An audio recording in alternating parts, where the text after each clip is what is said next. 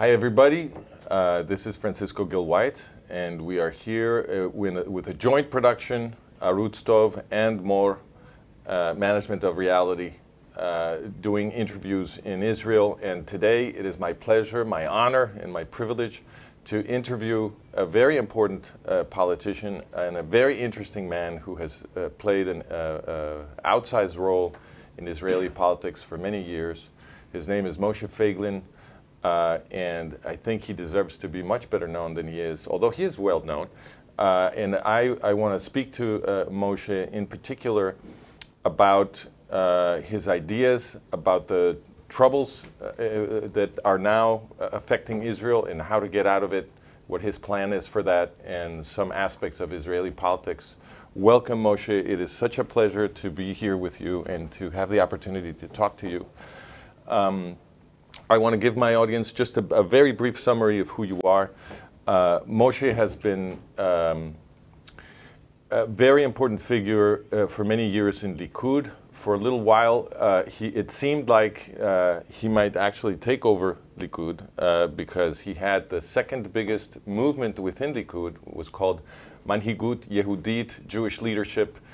And it didn't happen. The internal elections within Likud didn't give him the win, I think, in large part because of a media campaign against him. But it was interesting that the media reacted to defeat him. Before that, Moshe had a very important role as an opponent of the Oslo process. He was leading the movement against the Oslo process that brought PLO Fatah, what we now call the Palestinian Authority, into Israel.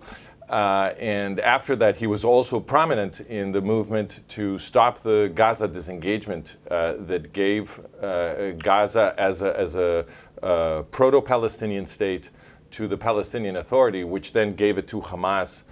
People talk about a supposed war between them, but in reality, PLO Fatah just gave it to Hamas, and then all of the troubles that we've seen resulted from that. So Moshe has been a consistent opponent of these policies, and he is still talking about canceling Oslo, and we're going to talk about that soon enough. But the first question for Moshe is about his book, because you've written a very interesting book that I'm now reading.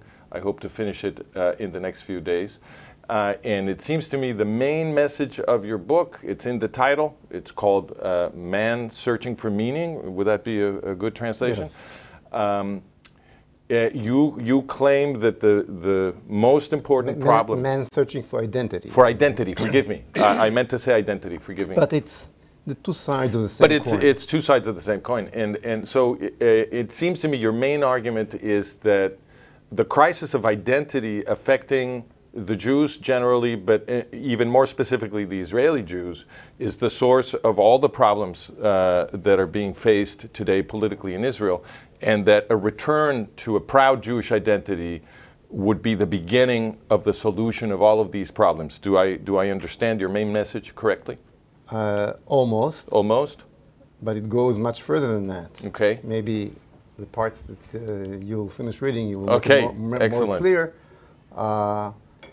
It's not about only the Jews and the state of Israel. It's about the entire world. Well, first of all, I did not have a chance to say hello to you, Professor Francesco. It's a great honor to speak with you. Thank you. Likewise. Everything you're writing and talking is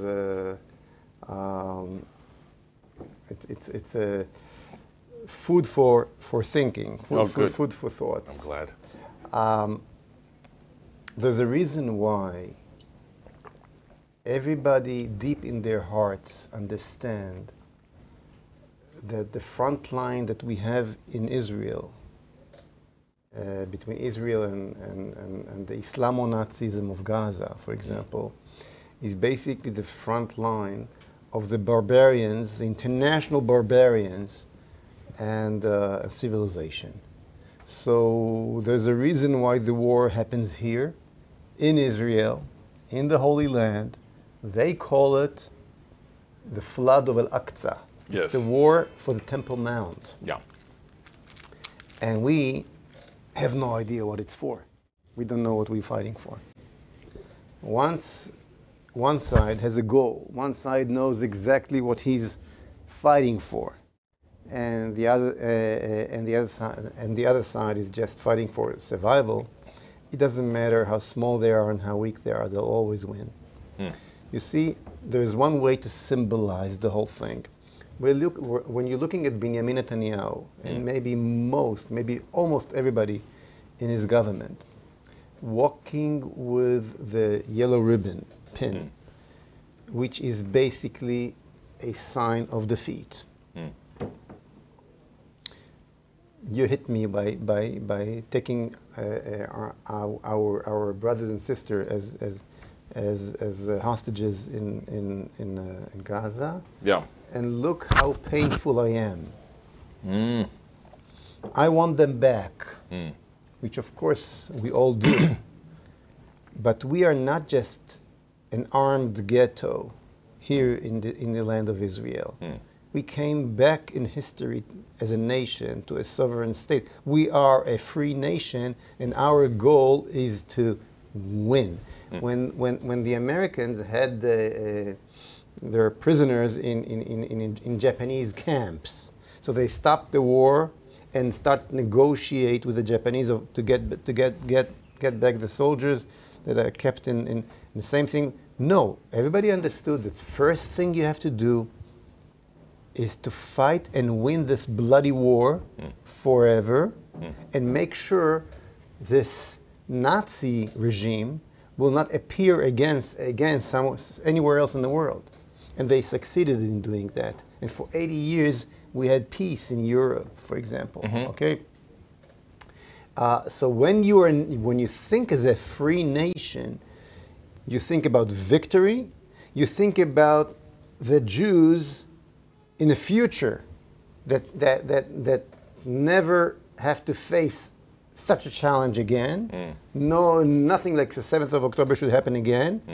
Your responsibility is not only for your brothers and sisters that are being kept in Gaza right now, but those who will be a threat in the future. That's how a nation thinks. That's how a leadership should think. But once you don't have this a free nationality way of thinking, you only think as a community in the diaspora again, as a community that every once in a while had another pogrom, and all they can think of is to lick their wounds and to somehow get their people back, pay something and get their people back and look for another location, okay? Just as we did for 2,000 years.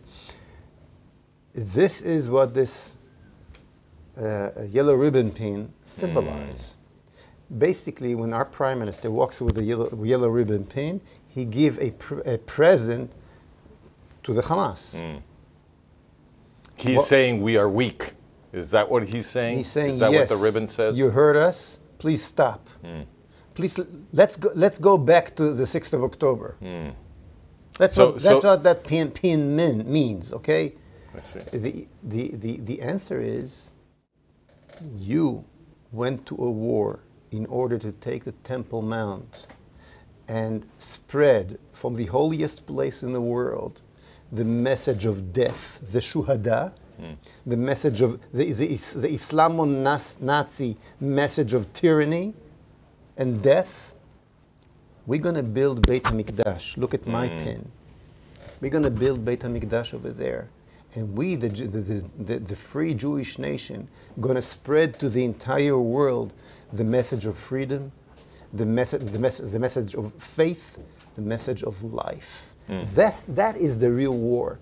Once the Jewish leadership will understand that concept, victory will be very easy. Well, I like what you're saying because it sounds a lot like what I'm saying. So I've been saying for years that Western civilization owes all of the best things that we have, everything that we cherish in the modern world is actually a gift from Judaism. So our basic ethics in the West, yes, we got from Judaism. We got from Hillel the Elder's supreme genetic commandment, which is love your brother as you love yourself, right? Leviticus 19:18. And of course, the body of law that springs from that holy principle. This is how Westerners, who used to be the most violent people in the world, the most psychopathic and cruel people in the world, because that's what Greco-Roman civilization was like. I mean, these were people who thought it was fun to watch another human be destroyed in front of them, right? That's the culture of the games, of what they called games. In fact, the path forward for Western civilization, I claim, is to reestablish the importance of Judaism at the center of Western identity, and to understand that fighting anti-Semitism, in other words, defending the Jewish people and the Jewish state, is an act of Western self-defense. Exactly. Because we, in the process of fighting anti-Semitism, we are defending everything that is civilization, everything that is good in Western civilization, but also, looked from the negative side, we know that anti-Semitism is the tool of totalitarianism. Right. We have seen it time and time again. Why is it the tool of totalitarianism? Forgive me, because precisely the Jewish law and the Jewish example is what has moved Western society into the democratic spirit, where we are all equal under the law, because we are all equally children of God. So it seems to me that it's regaining our Western identity with the Jewish tradition and example at the core, the Judeo-Christian tradition, if you will, because Christianity inherits this from Judaism, but also the modern, the recognition that totalitarianism uses anti-Semitism to establish itself, and therefore we defend our own selves when we fight anti-Semitism. So tell us how is the renewal of Jewish identity and the anchoring of Western identity in the heritage we got from the Jews, from Judaism, how does the re-anchoring of Jewish and Western identity begin to solve the problems for Israel and for Western civilization? How do we do this? Well, just to continue what you said first, I have to... Yeah, sure.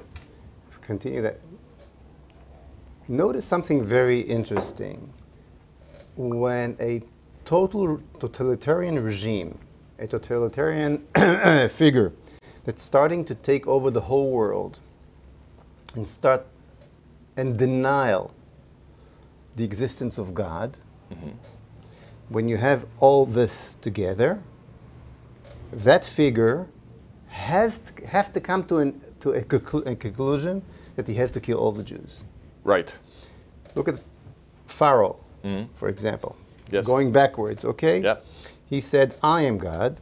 I created the Nile. Yeah. Okay, Li ori ve'ani asitini. The Nile belongs to me, and I created myself. I'm a king and a god at the same place. Yeah. So the result is he has to kill the Jews. Later on, Achashverosh, for example, okay, another king of the entire world, very easy comes to decision that he has to kill all the Jews. Let's jump forwards to the 20th century, okay? Hitler Yimach Shmo, okay? We all know what he decided to do, okay? Right. The war was not against the communism. That was all cover up. The war was against the Jews, and he said that. Yeah. The soldiers, the last German soldiers that were on the way to the front line, to the eastern front, to protect Berlin from the Red Army, had to wait until he'll send the last Jewish baby to Auschwitz. Right. That was first priority. So it's the Jews that were... Just to be clear, because most people don't know this historical context, but what Moshe is referring to is that in the last stages of World War II, This is famous for people who study the war. In the last stages of World War II, the Nazis were diverting resources from the front, from the collapsing German front. They were diverting resources from there to the death camps because killing all the Jews was more important to them than defending Germany. This is a very important point. And another fact that most people don't know, in 1953, Stalin, in his last days, tried to do the same thing, killing all the Jews, 5 million Jews, under the wings that were caught under the wings of the Soviet Union. Yes, everything was prepared. He was not planning to use gas chambers. Simply take them and throw them in Siberia in the snow. Let them freeze to death and hunger, and that's it. Which makes sense because the Soviet Union was a totalitarian empire. Yes, so it's all now why. Right. The question is why, and the answer is when you coming with an ideology that the whole world's supposed to be your slaves, okay, because you come instead of God, and of course the Bolsheviks did not believe in God. Right. The Jew become your enemy. Right. You see, you can never enslave a Jew. Right.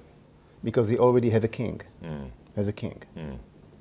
God is the king. Right. Okay.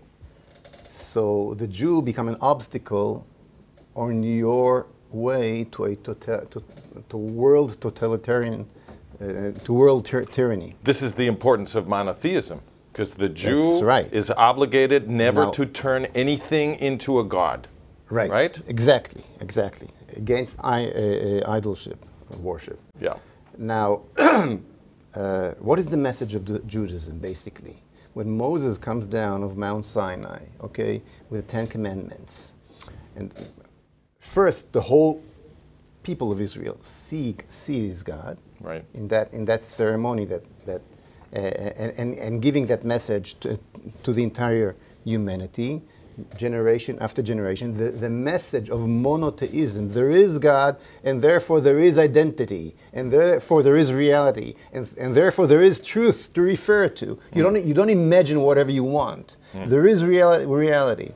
So, because there is God, there is identity. So the first pillar is identity. I see. Okay. Yeah. For example, we are human beings. We are not animal. Right. We exist in the image of God. That's why we're allowed to eat a fried egg for breakfast, and it's not that we took away the chicken's baby, okay, or whatever. we have a human identity. We have a sexual identity. We don't decide if we are a man or a woman. God gave us that identity. There's a family identity. There's a different, okay? Not everything is a family. We cannot invent family as however we like. It's not arbitrarily we can large. live with whoever we want. Right. But the identity of a family is an identity that God decided on, and He gave it to us. and the fourth layer is the national identity. The 70 basic nationalities were created by God. Okay. Now, so these two pillars, okay, which is identity, which I just explained, and the other one is freedom. Identity and freedom. How do we get our freedom from God? Because Moses did not only come down from Mount Sinai after we all saw God.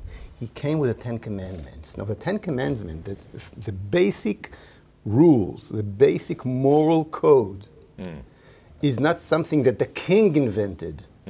Human beings invented. God gave it to us. What does it mean? That God that we all saw, okay, gave us the rules. What does it mean? It means that the strongest king and the weakest, servant, right, okay, both not allowed to kill. Not because he can't and he can, because God don't allow it. So we all equal under the wings of God. And therefore, we all we must all respect the law. We all free. That's what we have our freedom under the wings of God. I see. Once there's no God, once there's no God rules that covers everybody, the strong and the weak, the one who decides what the rules are going to be is always going to be the strong. The king, this king or that king. And the first command that will be taken out of the Ten Commandments, when that happens, is lo tirtzach, do not murder. So we see how communism, where there's no God, right, brings to hundreds of millions of bodies. Yes. Okay, death. Yes. When there's no God, there's death. So that's the message. That's the message of Judaism. Now, what we saw at the 7th of October is something amazing. We saw the reaction of two ideologies that are looking to destroy civilization and combine together against the Jewish nation and the state of Israel. Okay, who are these two ideologies? The immediate one, of course, is the Islam. Wherever, look at history, wherever the Islam gets through history, green become yellow. There's no civilization can be developed under the wings of Islam. Okay, the first commissioner that the British put on Sinai. His name was Darvis, Lord Darvis, if I'm not wrong, said that the Arab is not the son of the desert, he is the father of the desert. Okay? You're an historian. Check it out. Oh, I know about this. Okay. Wherever that ideology gets, become a desert. Yeah. Okay? I don't know if you do you have a cell phone or washing machine or a car that was manufactured in an Arab country. Look, maybe in Iraq, maybe in Egypt. Not really. Not really, right? No. So even to pump out the oil, they have to bring companies from Europe. Okay, so the curse of Ishmael. Okay. Al charbecha techia, you will live on your sword. It's a barbarian culture that lives on robbering, on death, stealing. It's not a culture that can develop new life and richness to well, we see this especially in Qatar, don't we? Because Qatar is a slave state. It's a total slave. It is governed by a jihadi ruling class. Thousands of slaves were killed in order to have the Olympic Games there. Okay. Right. So yes, so that's the idea, the direct ideology. And that's very symbolic, isn't it? Because Qatar is the state that attacked Israel on October 7th. Yes. Qatar is the sugar daddy of Hamas, right? No, they believe in God. They believe in God. Well, Islam definitely believes in God. Well, they believe in a God. They believe in a different God. Right. Their understanding of God is basically very different. Death. Right. Death. They glorify death. Shuhada. They glorify death. Their God, Muhammad, their prophet, is basically the kind of killers that we saw at the 7th of October. That's right. That's, you know what I'm saying, Islamo-Nazism, what we saw at the 7th of October is worse than Nazism. Well, the Nazis tried to hide what they did. Oh, I see. They had kind of a shame of what they did. See. They did not public in the whole world the gas chambers. Okay, these guys did what they did, killing children, raping women, cutting, whatever they did. Totally public. They bragged about it. They published it. Spiritually, it was done as a religious act, right? Which is amazing. So as an act of redemption, it's actually, for them. It's the opposite understanding of God than Judaism, and they want to take over the Temple Mount, so that understanding of God will spread to the whole world. That's the message of their faith, okay? So you have this ideology that attacks us directly, but you have much worse ideology that attacks us and get together with them. And this is progressivism. This is the Western left, the modern Western left. The modern Western left. The progressivism came after the Because the left was not always like this. It's right? a development of the postmodernism, which is a development of modernism, and in my book I explained the whole process, how they got over there. But the bottom line is that progressivism is the new version of the communism, of the Bolshevik. Yeah, it's a mutation of Marxism, is what it is. Exactly, exactly. Now. They call it cultural Marxism. I think that's a good moniker. When you see those students in the university in America gets together with those Arabs, when you see Greta, the environment girl, okay, at the 8th of October, or immediately after these horrors coming out and say, I'm in favor of Hamas. She didn't even wait for the Israeli response. Nothing, okay? Or when you see the... So she was actually celebrating a massacre. Yes.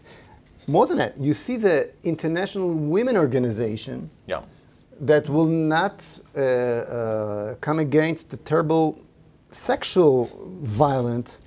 It took them a long time to say anything about the and Jewish even if women. they said, they basically said exactly, nothing. I agree. And you see the international gay movement that will not come against at the 7th of October. Basically, you see all the arms of the same octopus, you know, named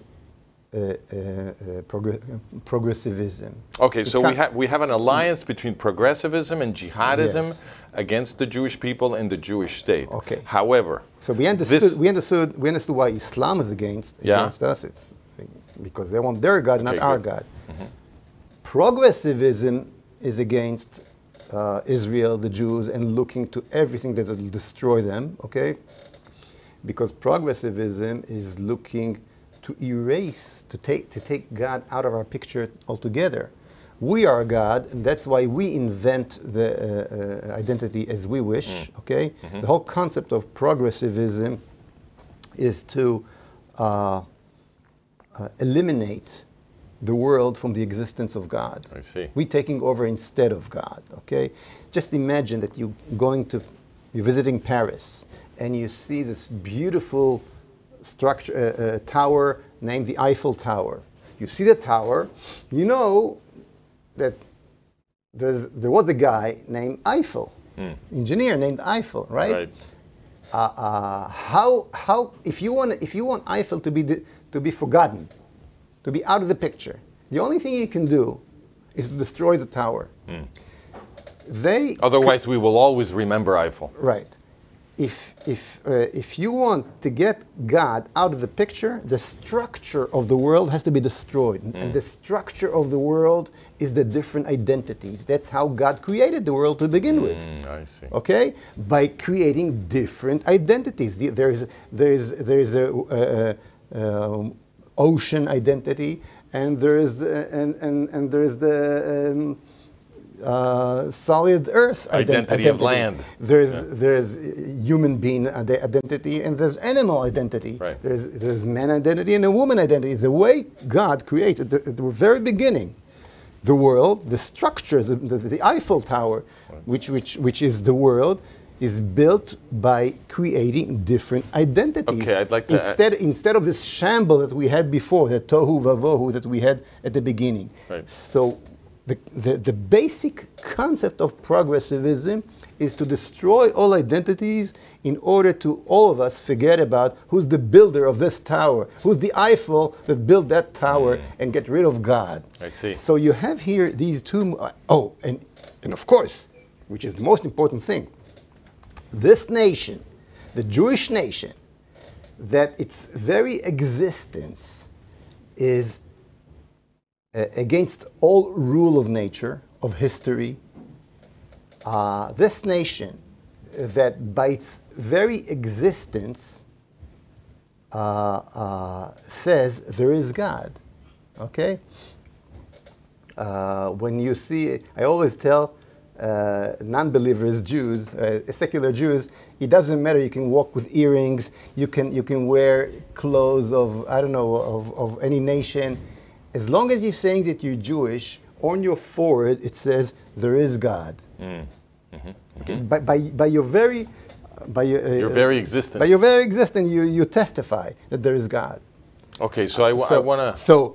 So these two ideologies, the progressivism and jihad, has a common interest to destroy the Jews and destroy the state of Israel, and that's exactly what we see now. And why did I say that the progressivism is worse than Islam? Yeah. Islam is very weak. They have nothing. They cannot do anything by themselves. This hammer of Islam that banging on our head from the top, we could deal with that very easy. It can only be effective with a huge Western help. Western help, or you know, under the hammer, you have to have an anvil. Anvil. That's the word. Thank you. So, the Islamists are the hammer. The hammer. The progressivism is the anvil. I see. Okay. And you need both of them to really destroy the Jews. And you see how the Biden administration, that basically represented all these evil forces that created progressivism in the West, in America in particular, but in the whole West, made sure that will not win Hamas.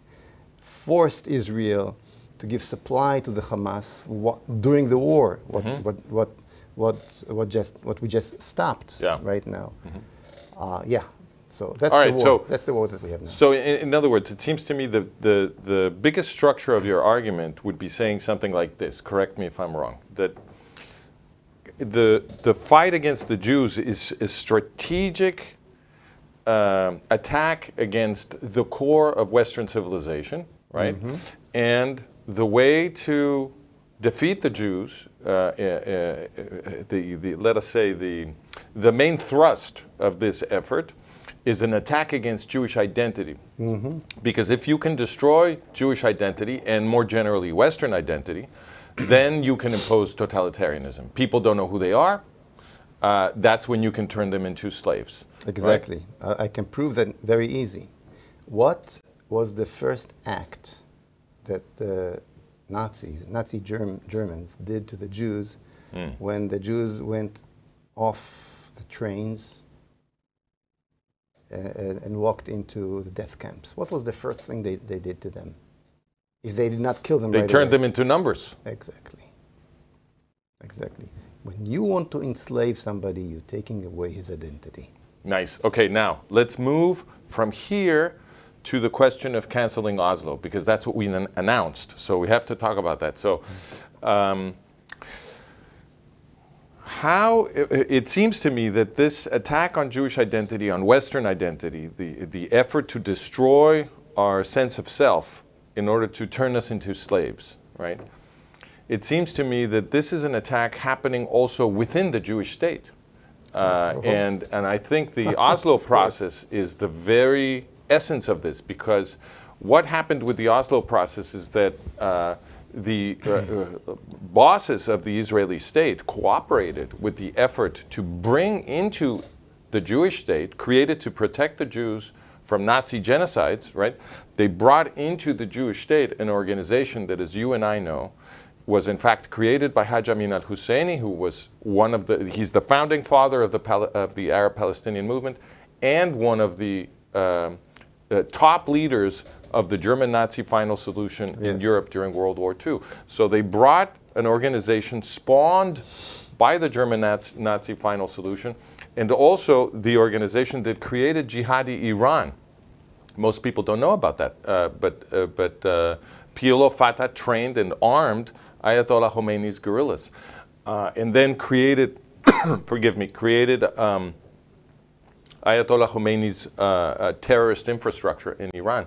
So it seems to me that there is a problem within Israel that I think maybe a lot of people who don't read too much about Israel or don't know too much about Israel have difficulty perceiving that this is a cancer that is inside Israel and that is collaborating with the outside forces that are trying to destroy the Jewish state. So tell us a little bit about that, and tell us how a renewal of Jewish identity would require canceling Oslo and how that may be done.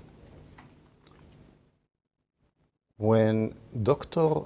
Ron Pundak was the major intellectual figure in Israel behind the Oslo concept and the Oslo process.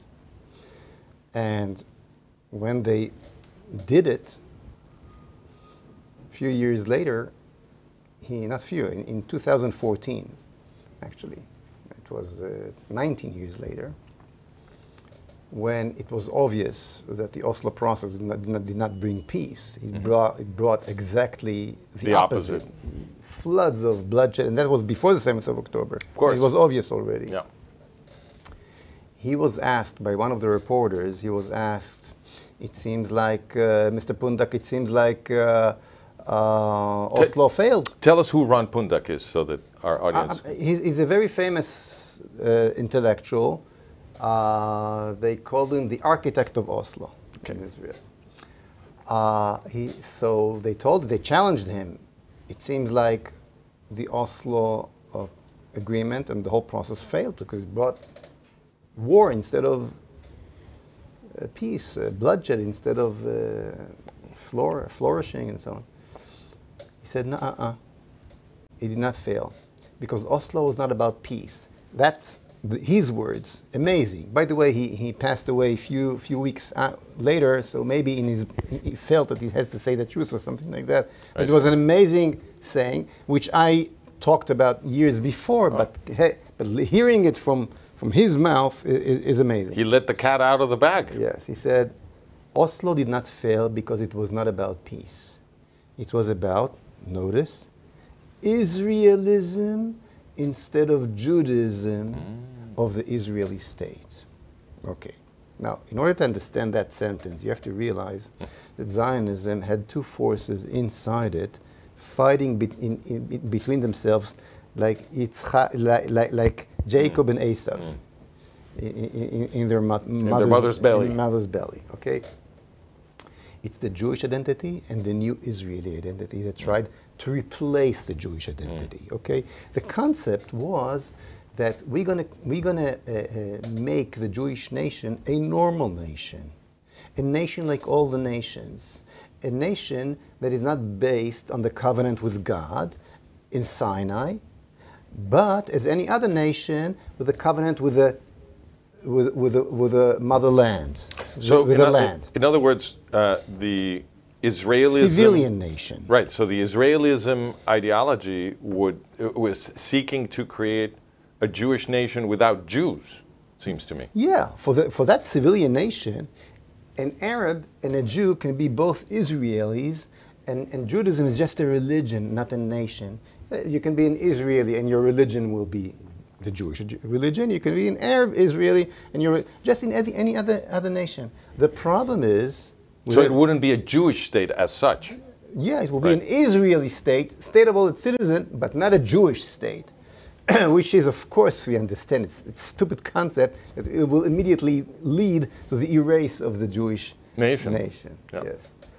Now, the problem is that at the beginning, it seemed like this idea is winning, because for a short while, this concept did create a new national identity that erased the old one.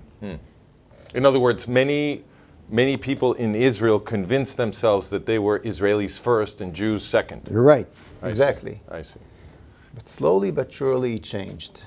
The Jewish identity is stronger than everything, as we know. Okay. I can add to that the fact that we won the Six-Day War. Once we won the Six-Day War, the threat, the knife went off our neck. you can lean this invented new national nation concept on a threat of Auschwitz and on a threat of Arab countries. But once you win the war, and later on when Anwar Sadat comes and he wants to make peace with you, now you have to come with a positive point of view for your national existence on the land of so-called Palestinians, okay? If not, you're just another colonialist. I see. So the civilian concept could not give you the justification and started to shrink.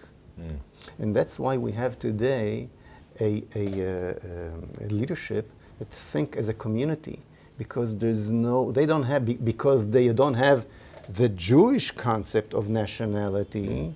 They don't have nationality at all, and they think as a community, as leaders of the ghetto in the diaspora. I'm talking about Benjamin Netanyahu as well. Okay, once you don't have this basic Jewish faith, the end of it is that you're walking with the yellow ribbon pin, which is a defeat pin, instead of that pin, which is the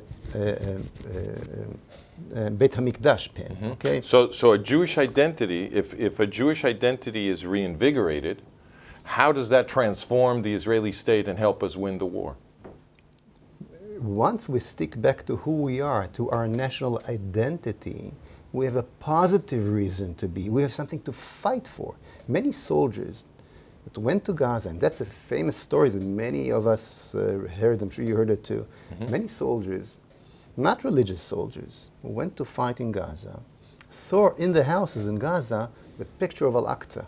In every house. So they came back home and hanged a picture of the Jewish temple in their homes. And when they were asked, and they also put a patch of Beit HaMikdash on their soldiers. I see. There's a picture of it in my book, by the way. Okay, put a patch of Beit HaMikdash on their soldiers. Why? They felt they have to have a positive reason in contract to the Arabs. I see. In order to win the war. Right. So we need this positive vision, not only on the shoulders of the soldiers, but also on the suits of the leaders, in order to win this war and radiate to the entire world the message of life. Okay, what do you say to people who comment that, back to Oslo. Just okay, we started sure. from Oslo, and go. Forgot about Oslo. Go ahead. So the whole concept of Oslo was not about peace. It was not about having agreement with the Arabs. You see, I'm writing at the beginning of my book a sentence that you have to listen very carefully. The Israeli needs the Arab in order to forget that he's a Jew. Oh. You understand? I need, let's say all the Arabs leaving the Knesset. That will be terrible.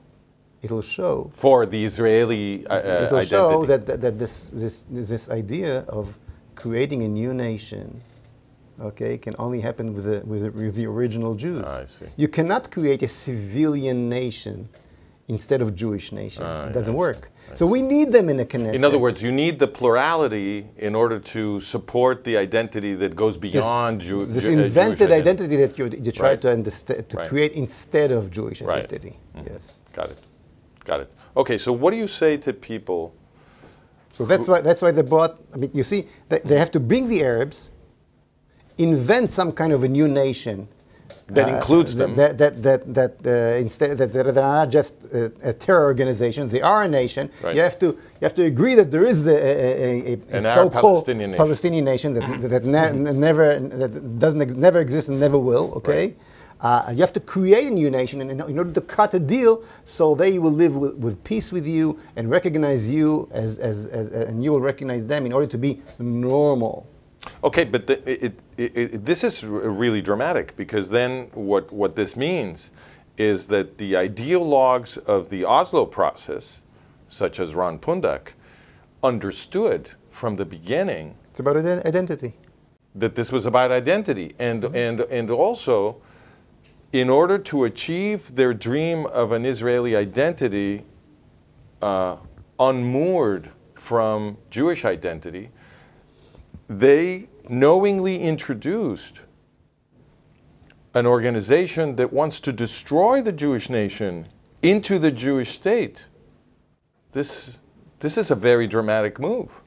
Basically, they're saying it's going to be my way or the highway, as they say. Okay?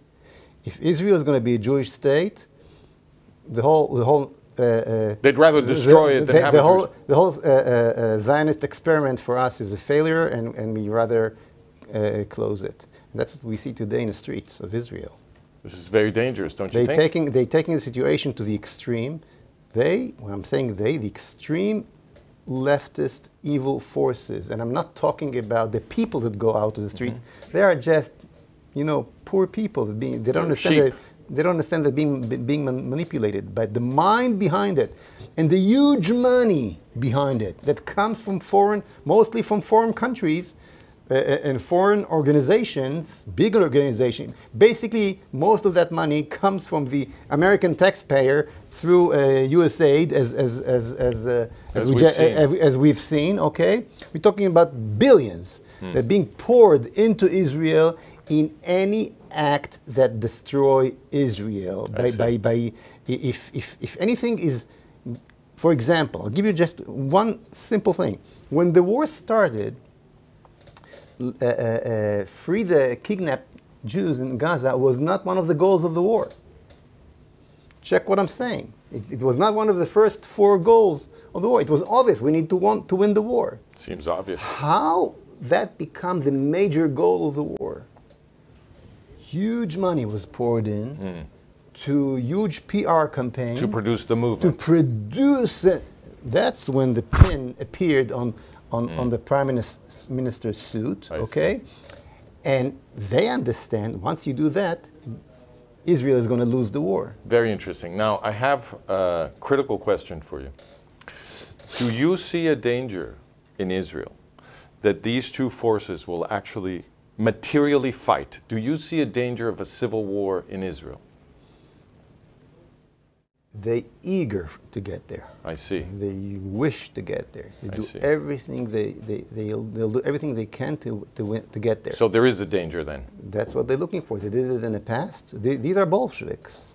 They think like Bolsheviks. What in your view is the way to avoid that? Because I think that if a civil war takes place in Israel, the enemies of Israel will have the opportunity to destroy it. So what is your recipe for avoiding a civil war and moving forward into a strategic situation where Israel not only can but wins the war and in so doing becomes a bulwark, a true bulwark for Western civilization against jihadism? Because all of us watching in the West who are friends of the Jews and friends of the Jewish state, we are very worried that you might lose this war, because then it means the West will probably lose this war too. And conversely, if the state of Israel defeats jihadism in this war and secures its borders, right, then I think the entire West has a chance to win the civilizational war. So it seems to me that everything might hinge on whether we can avoid a civil war in Israel so that Israel can win the regional war. So how do we avoid a civil war? What's your thinking on this? I can come only with one solution, and this is to create a faithful Jewish leadership to the state of Israel. Because what encouraged now all these forces to go out is the door is open. Now, when I'm saying the door, look, for example, look what happens in America, okay? You had a very, very strong progressive forces represented by Biden and Kamala, okay? On the other side, you had the ideology of that is against progressivism. What's the name? Word I'm looking for. You're speaking of conservatism? Yes, yeah. Basically, those who wants the old, those who wants to keep civilization as is. You can see the believers to conserve Western civilization. That's yes. So those who wants the structure of civilization keep it standing and so on, believes in the family values and all that. And also, of course, those who believes in God. Right. Okay, it all combines. More religious, just less religious, but the civilization against shambles, against chaos. Okay. Yep. It was obviously that there is the leftist ideology in America, the right ideology in America. You have the leaders that led that ideology, and you had Trump who's leading that ideology. Okay, that's what you had. In Israel, you have progressivism ideology. You have leaders of that ideology that that takes over the streets. On the other side, no alternative ideology, and no alternative leader who lead by that ideology. Well, but that's you, right? I'm trying to fulfill this gap. So we haven't talked. How do you see it? We talked about Oslo before, okay? Yes. Which was obviously a disaster. I led, as you mentioned, the fight against Oslo in the mid-90s, and on top of these waves of that fight, Benjamin Netanyahu gets into power in 1996. He gets into power, and that year, instead of erase Oslo, like he promised. Yes, he shakes the hand of Arafat and says he found him a friend. And later on in the Bar Ilan speech, he not only shaking his hand as two politicians who talk to each other, which is worse enough, okay? Because Israel, before Oslo, there was a law against even meet with this guy. Yes, okay? that's true. So later on I need to stop you. I'm sorry. I need to stop you just to introduce a historical item that most people don't know about. It was Netanyahu, in fact, who first violated that taboo. So you're talking about there was a taboo in Israeli politics against any kind of communication with Pilo Fatah. No communication with Arafat, Mahmoud Abbas, any of those guys. And in the 1991 peace conference in Madrid, Netanyahu was the one who violated that taboo because Yitzhak Shamir was forced to go to that, or pressured to go to that. We should never say forced because they're free. They can make their own decisions. But he was pressured by the U.S. bosses, by Daddy Bush and James Baker III, to go to the Madrid conference in 1991. Yitzhak Shamir did not take David Levy with him because they didn't understand, they had a bad relationship, and David Levy doesn't speak English apparently, and so he took Benjamin Netanyahu, who has excellent English, fantastic English, and he was the undersecretary of foreign affairs, right? So in that capacity, he is the one who began the negotiations that became the Oslo process. Most people don't realize that. Yes, and later on, after he shook his hand, I'm talking about 1996, he gave the Bar Ilan speech that basically accept all the concepts of Oslo.